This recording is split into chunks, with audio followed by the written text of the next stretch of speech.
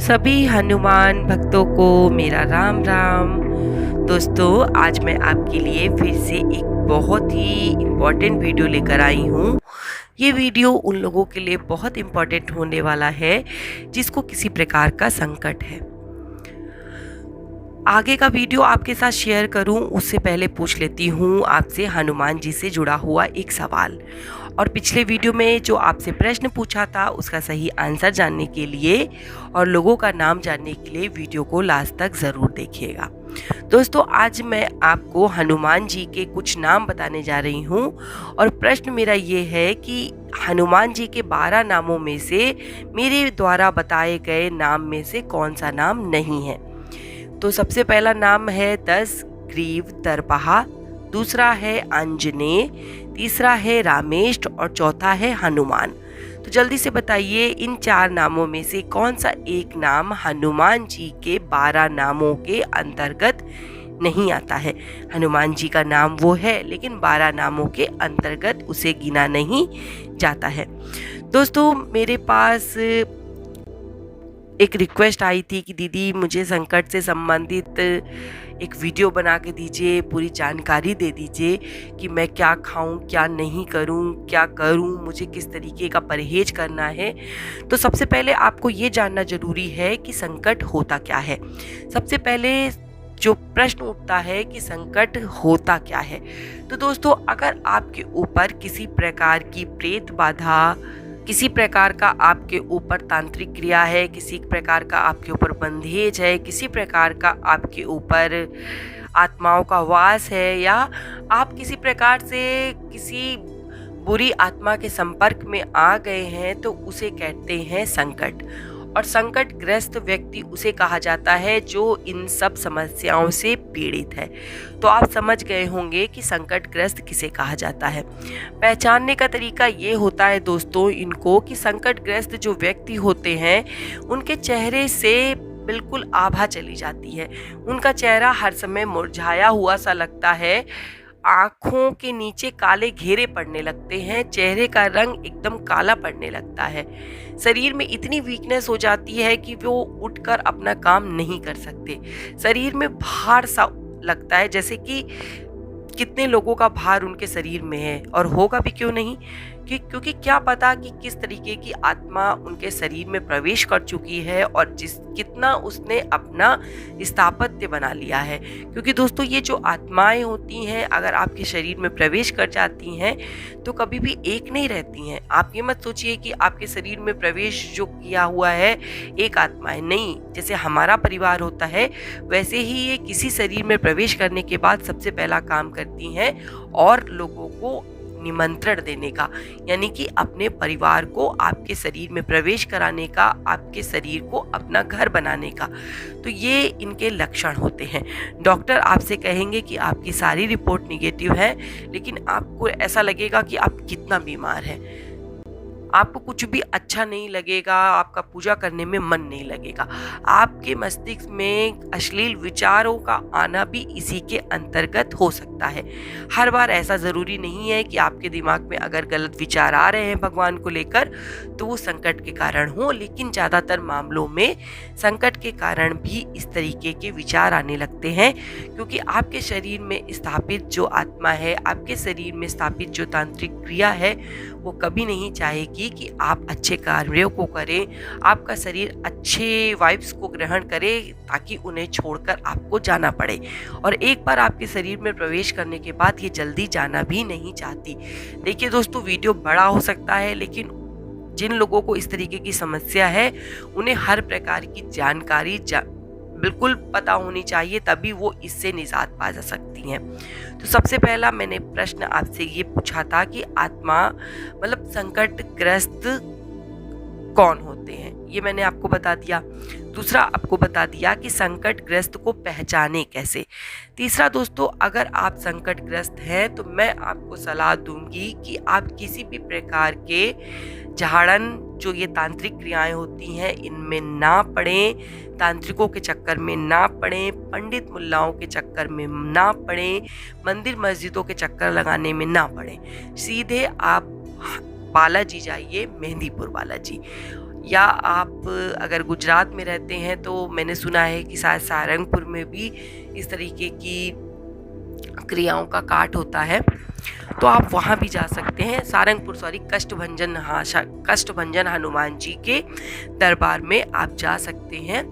और दूसरा, आप और भी जगह जगह हनुमान जी की गद्दी लगती है, पर मेरा मानना है कि आपको जो पूरी तरीके से लाभ मिलेगा वो सिर्फ और सिर्फ बालाजी में मिलेगा।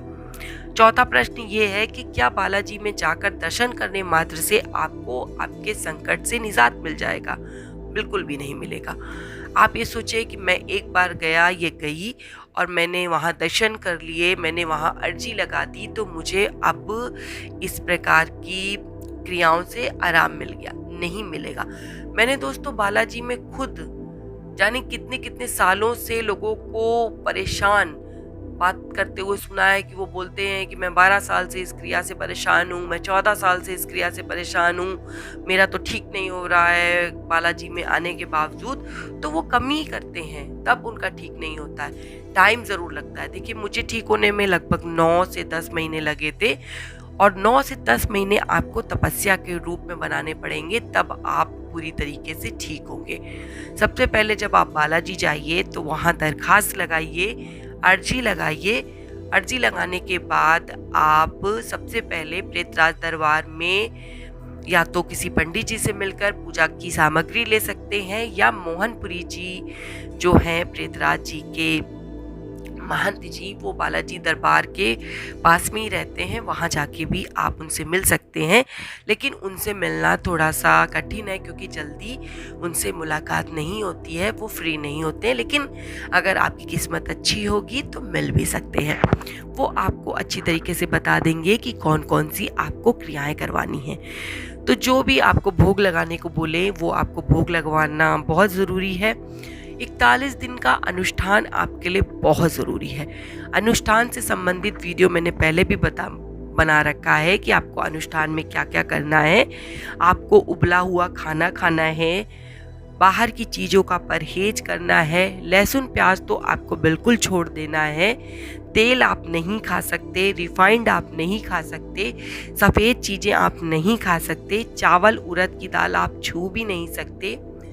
इसके अलावा आप बाहर घर से नहीं जा सकते, आपको घर में रहकर ही अनुष्ठान को इसको संपूर्ण तरीके से निभाना होगा। और बाहर की चीज़ आप बिल्कुल नहीं खा सकते हैं। घर में बना हुआ सात्विक उबला हुआ खाना आपको खाना है। देखिए, बाहर के खाने का या अच्छे खाने का परहेज क्यों बताया जाता है? आपके शरीर में वैसे ही गलत लोगों का वास है। अगर आप उन्हें अच्छा अच्छा खिलाते रहेंगे तो वो आपके शरीर को छोड़कर क्यों जाएंगे? जब उन्हें अच्छा खाने को मिल रहा है, तो जो आराम आपके शरीर के साथ उनको मिल रहा है, तो वो आपको छोड़कर नहीं जाएंगे। तो आपको उन्हें कष्ट देना ज़रूरी है। पूजा पाठ इसीलिए किया जाता है कि आप जितना ज़्यादा पूजा पाठ करेंगे, आपके अंदर बैठा हुआ संकट कांपेगा। पूजा में आपको क्या करना है? आपको बालाजी चालीसा ज़रूर पढ़नी है, प्रेतराज जी की चालीसा, भैरव जी की चालीसा, हनुमान चालीसा और संकट मोचन हनुमान अष्टक का पाठ आपको दोनों टाइम पूजा में अपने शामिल करना है।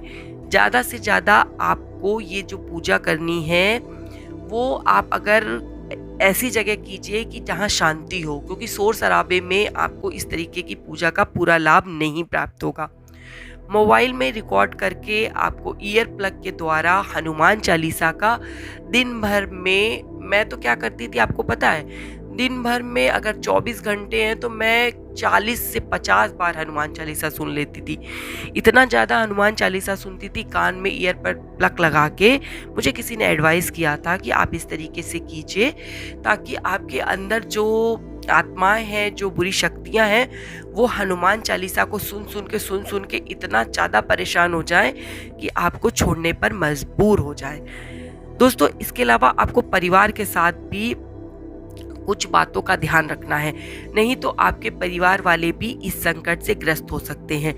आपको अपना झूठा खाना किसी के साथ शेयर नहीं करना है, अर्थात आपको अपना खाना अलग बनाकर अलग थाली में निकाल कर खाना है। किसी के साथ आपको बैठकर खाना नहीं खाना है। भूल कर भी घर परिवार वाले आपका झूठा खाना ना खाएं। आपके कपड़े पहनने से परहेज करें।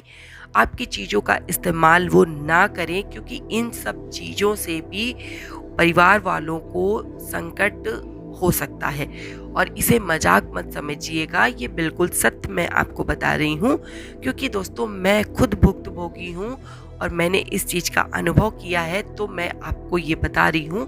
हर किसी को ये वीडियो दोस्तों काम नहीं आएगा, लेकिन जो बेचारे संकट से ग्रस्त हैं, मैं उनकी तकलीफ़ समझती हूँ कि कितनी परेशानी होती है।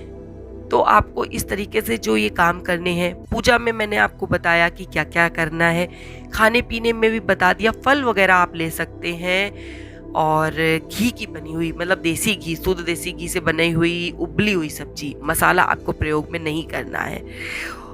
हो सके तो नमक आप कोई भी यूज़ कर सकते हैं, लेकिन अगर सेंधा नमक लेंगे तो वो आपके शरीर के लिए अच्छा रहेगा। और मिठाई, लड्डू, पेड़ा जो बाहर से आता है, इसे मत खाइएगा। अगर वो प्रसाद के रूप में, अगर आपने बालाजी को प्रसाद के रूप में भोग लगाया है, तो वो थोड़ी बहुत मात्रा में आप ले लीजिए। ऐसा नहीं कि आपने 1 किलो लाकर प्रसाद चढ़ा दिया और वो प्रसाद समझकर आपने पूरा लड्डू खा लिया। नहीं, ऐसा नहीं करना है। थोड़ा बहुत आप प्रसाद के रूप में ग्रहण कर सकते हैं, अन्यथा आपको खाने संबंधी बहुत ज़्यादा परहेज करने होंगे। ब्रह्मचर्य का पालन करना अति अनिवार्य है अगर आप मैरिड हैं। जमीन पे सोना अति अनिवार्य है, चाहे आप मैरिड हो या अनमैरिड हो। आपको अपने शरीर को कष्ट देना होगा, तब इस प्रकार का संकट आपके शरीर से निकलने को मजबूर हो जाएगा। उसे इतना कष्ट दीजिए, उसे इतना परेशान कीजिए, इतने बार आप उसके साथ पूजा पाठ की ध्वनि उसे सुनाइए, ओम की ध्वनि आप उसे अपने शरीर के अंदर ग्रहण कीजिए, मंत्र आप अपने शरीर के अंदर ग्रहण कीजिए कि आपके अंदर बैठी हुई बुरी शक्ति निकलने को मजबूर हो जाए। और हाँ, मैं आपको अगले वीडियो में बताऊंगी कि जब ये शक्तियाँ, जब बुरी शक्तियाँ शरीर से जाती हैं तो आप कैसे पहचानेंगे। और आप इन पर विश्वास मत कीजिएगा। ये बोलती हैं कि मैं जा रही हूँ या जा रहा हूँ, लेकिन आप विश्वास नहीं कीजिएगा। मैं आपको बताऊंगी कि आपको कैसे पता चलेगा कि ये आपका शरीर छोड़कर बिल्कुल जा चुके हैं। दोस्तों, अगर आपको ये वीडियो पसंद आया हो और अगर आपके काम का हो या किसी के काम का हो तो उसे शेयर कर दीजिएगा। और अब मैं आप लोगों को उन लोगों के नाम बताती हूँ जिन्होंने मुझे सही आंसर भेजे थे। आंसर उसका सही था छत्तीसगढ़। और सबसे पहला नाम लेना चाहूँगी लिखेश्वर चौधरी जी का, दूसरा अमित शर्मा जी, तीसरा अजय श्रीवास्तव जी, चंद्रशेखर शेट्टी जी, स्वाति शर्मा और जितेंद्र सिंह जी। मैं आप सभी लोगों को बहुत बहुत बधाई देती हूँ और बाबा से प्रार्थना करती हूँ कि बाबा मेरे जितने भी लोग इस संकट से परेशान हैं उन्हें जल्दी से उबार दीजिए, क्योंकि इस संकट में इंसान शारीरिक रूप से तो टूटता ही है, मानसिक रूप से भी टूट जाता है, जीने की इच्छा खत्म हो जाती है। ऐसा लगता है कि अब मैं कभी भी सही नहीं हो पाऊँगी, अब मैं कभी भी मतलब नॉर्मल ज़िंदगी नहीं जी सकते। लेकिन परेशान ना हो दोस्तों, आप पूरी तरीके से ठीक हो सकते हैं, नॉर्मल ज़िंदगी जी सकते हैं। मुझे देख लीजिए, मेरा उदाहरण है ना, मैं ठीक भी हो गई और आज आपके साथ शेयर कर रही हूँ हनुमान जी से जुड़े हुए वीडियो, हनुमान जी से जुड़ी हुई बातें। तो ये सत्य है कि बाबा आपको पूरी तरीके से ठीक कर देंगे। लगन रखिए, विश्वास रखिए और बाबा के साथ जुड़े रहिए। इसी के साथ जय श्री राम, जय बाबा की।